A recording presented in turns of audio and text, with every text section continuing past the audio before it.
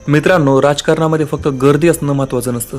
कारण गर्दी दिसणं आणि ताकद असणं या दोन वेगळ्या गोष्टी आहेत. अनेकदा आपण पाहतो की सोशल मीडियावर एखाद्या पक्षाचा, एखाद्या नेत्याचा किंवा एखाद्या आंदोलनाचा प्रचंड गाजावाजा सुरू असतो. पोस्टरवर लाखो व्ह्यूज असतात, कमेंटमध्ये समर्थनाचा पाऊस पडत असतो, हजारो लोक आंदोलनाला येणार असल्याचे दावे केले जातात. पण जेव्हा प्रत्यक्ष मैदानामध्ये उतरायची वेळ येते तेव्हा चित्र पूर्णपणे बदललेलं असतं. कारण राजकारणाचा खरा खेळ मोबाईलच्या स्क्रीनवर होत नाही, तो रस्त्यावर होतो, तो मैदानात होतो, तो बूथवर होतो आणि शेवटी तो मतपेटीत होतो. एक सुंदर माळ डोळ्यासमोर आणा, त्या माळेत शेकडो मणी असतात. प्रत्येक मणी चमकत असतो, प्रत्येक मणी महत्वाचा असतो. पण त्या सगळ्या मण्यांना जोडून ठेवणारा धागा तुटला तर काय होतं? काही क्षणात सगळे मणी विखरून जातात. त्यांची संख्या बदलत नाही, पण त्यांची ताकद संपते. राजकीय पक्षांचंही तसंच असतं. एखाद्या पक्षाकडे लाखो समर्थक असू शकतात, हजारो कार्यकर्ते असू शकतात, करोडो लोक सोशल मीडियावर त्यांच्याबद्दल बोलत असू शकतात, पण त्या सर्वांना एका उद्दिष्टासाठी, एका वेळेला, एका ठिकाणी उभं करण्याची क्षमता नसेल तर ती ताकद कागदावरच राहते.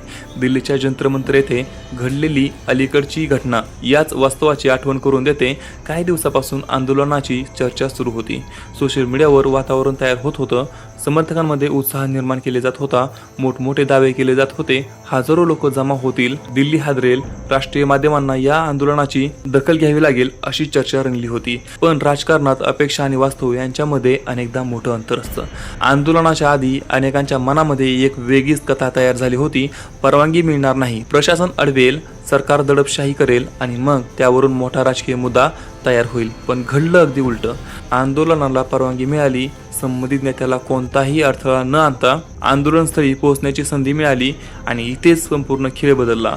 कारण आता मुद्दा परवानगीचा राहिला नव्हता, आता मुद्दा ताकदीचा होता. आता प्रश्न होता की ज्यांनी सोशल मीडियावर समर्थन व्यक्त केलं ते प्रत्यक्ष मैदानात किती उतरतात.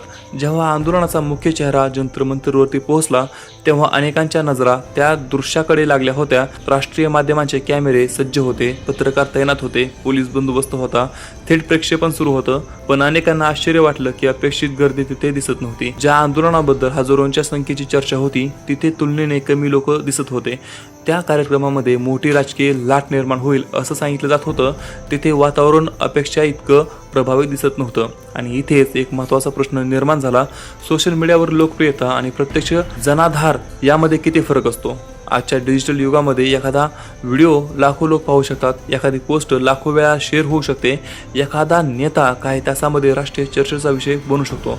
पण मतदानाच्या दिवशी मतदान केंद्रावरती जातो का?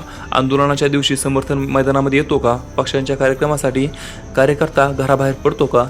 यावरच खरी ताकद अवलंबून असते. भारतीय राजकारणाचा इतिहास पाहिला तर अनेक उदाहरणं सापडतात. अनेक नेत्यांची भाषणं प्रचंड लोकप्रिय होती.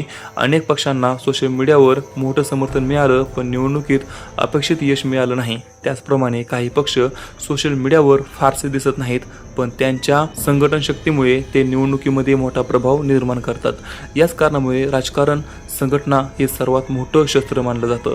एक मजबूत संघटना म्हणजे फक्त पदाधिकारी नसतात, ती असते कार्यकर्त्यांची साखळी, ती असते गावोगावातील संपर्क यंत्रणा, ती असते बूथ स्तरावरची तयारी, ती असते संकटाच्या काळात कार्यकर्त्यांना एकत्र आणण्याची क्षमता आणि ती असते नेतृत्वावर असलेला विश्वास. जेव्हा एखादा नेता आव्हान करतो, हजारो लोक स्वयंस्फूर्तीने रस्त्यावरती उतरतात, तेव्हा ती संघटन शक्ती असते.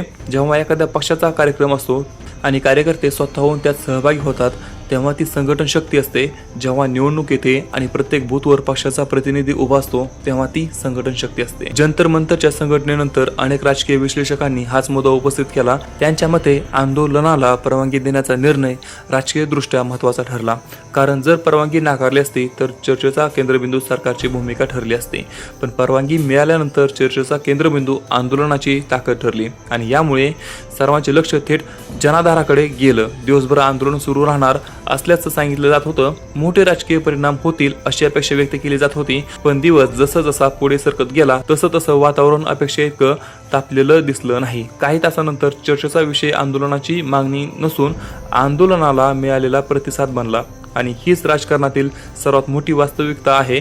कारण राजकारणामध्ये भावना महत्त्वाच्या असतात, घोषणा महत्त्वाच्या असतात, सोशल मीडिया महत्त्वाचा असतो, पण शेवटी संख्या महत्त्वाची असते. मैदानामध्ये दिसणारी संख्या, मतदान केंद्रावरती दिसणारी संख्या आणि निवडणुकीच्या निकालात दिसणारी संख्या, याच कारणामुळे प्रत्येक राजकीय पक्ष संघटन बांधण्यावर भर देतो. कारण निवडणुका भाषणांनी जिंकता येत नाहीत, निवडणुका पोस्टरांनी जिंकता येत नाहीत, निवडणुका फक्त व्हायरल व्हिडिओनी जिंकता येत नाहीत. निवडणुका जिंकण्यासाठी लागतो मजबूत कार्यकर्ता आणि लागते ती मजबूत संघटना, लागतं सातत्यपूर्ण नियोजन आणि लागतो जनतेशी कायम संपर्क. म्हणूनच दिल्लीतील ही घटना फक्त एका आंदोलनापुरती मर्यादित राहत नाही, ते आपल्याला राजकारणाचा एक मूलभूत नियम पुन्हा शिकवते. डिजिटल लोकप्रियता आणि वास्तविक ताकद या वेगळ्या गोष्टी आहेत. संघटन शक्ती नसल्यास संख्या निरुपयोगी ठरू शकते, समन्वय नसल्यास उत्साह विखरू शकतो आणि नियोजन नसल्यास मोठी संधी हातातून जाऊ शकते. आता पुढील काळात या पक्षाची रणनीती काय असेल, ते आपली संघटना कशी मजबूत करतील, भविष्यातील आंदोलनाला किती प्रतिसाद मिळेल आणि हा अनुभव त्यांच्यासाठी धडा ठरेल का, हे पाहणं महत्त्वाचं ठरणार आहे. कारण राजकारणामध्ये शेवटी एकच गोष्ट निर्णायक ठरते, तुमच्याबद्दल किती लोक बोलतात हे नाही, तुमच्यासोबत प्रत्यक्ष किती लोक उभे राहतात हे. तर तुमचं ह्या सर्व गोष्टीवरती काय मत आहे आम्हाला खाली कमेंटमध्ये नक्की सांगा. आपण भेटू पुढच्या व्हिडिओमध्ये. तोपर्यंत जय हिंद, जय महाराष्ट्र.